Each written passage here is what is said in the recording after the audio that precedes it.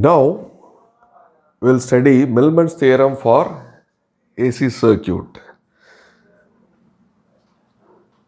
Here we have a number of voltage sources in series with impedances connected in parallel. In that case, you can combine all these things into a single voltage source Vm with a single impedance Zm. So this is called Thevenin's theorem, where this Vm is given by V1 Y1 plus V2 Y2 etc. plus Vn Yn divided by Y1 plus Y2 plus etc. plus Yn.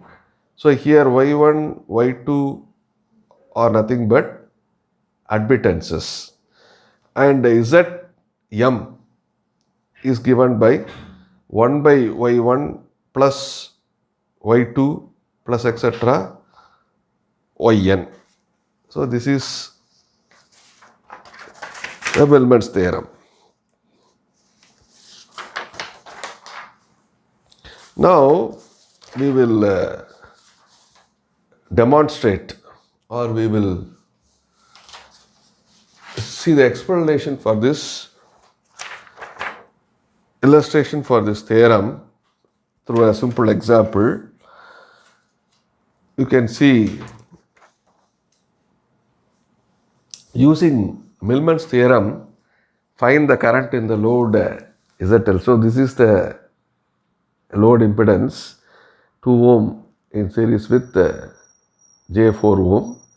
So this is one source, first source with impedance 1 ohm, second source with impedance. So this is going to be the current source, this is going to be a current source, right? So I can redraw the circuit like this. Circuit can be redrawn. So we have, I call this as V1, 1 angle 0 volt, Z1 is 1 ohm. So this is V2, 5 angle 0, Z2 1 ohm.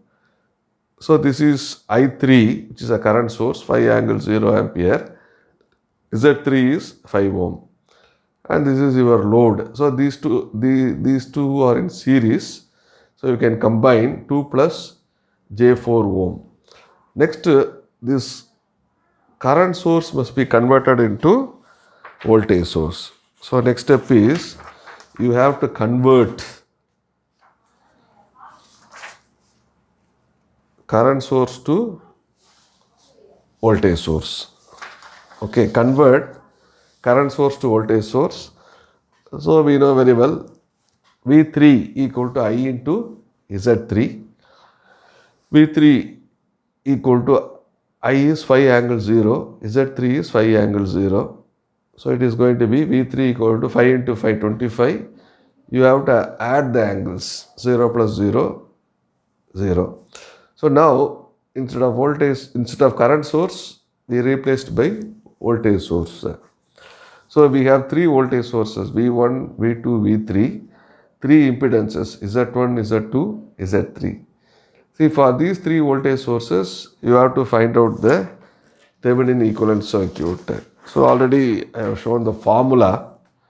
Just we are going to apply the formula and simplify, right? So Y1 equal to 1 by Z1 mho, or it may be Siemens. So 1 by 1 mho equal to 1 mho. Y2 equal to 1 by Z2 mho equal to 1 by 1 mho equal to 1 mho. Y3 equal to 1 by Z3 mho. Z3 is 5. 1 by 5 mho, that is 0.2 mho. So Vm, Thevenin voltage, that is, sorry, not Thevenin, I'm sorry. It is Millman voltage, Millman equivalent voltage. So that's why we are using Vm to represent Millman, right? So Vm equal to V1 Y1 plus V2 Y2 V3 Y3 divided by Y1 plus Y2 plus Y3. So substitute that voltage and admittance values. So Vm equal to 1 angle 0 into 1 plus 5 angle 0 into 1, 25 angle 0 into 0.2.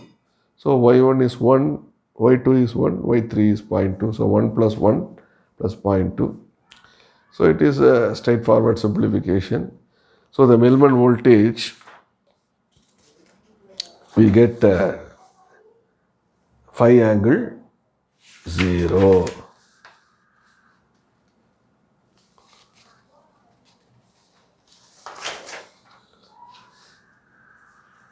Now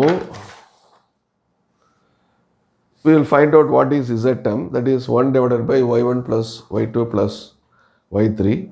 So Z term equal to 1 divided by 1 plus 0.2. So Z term equal to 0.454 angle 0 ohm. So now you draw the Millman equivalent circuit. You can draw the Millman equivalent circuit. So this Vm is phi angle 0 volt. Z term is 0.54 angle 0 ohm. So this boxed thing is Millman equivalent circuit, and now we attach the load impedance. It is impedance, AC it is impedance.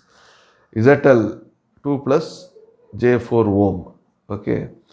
So this is the current flowing. This IL is the current flowing through the impedance JL.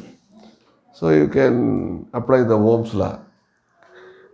IL equal to V divided by ZL.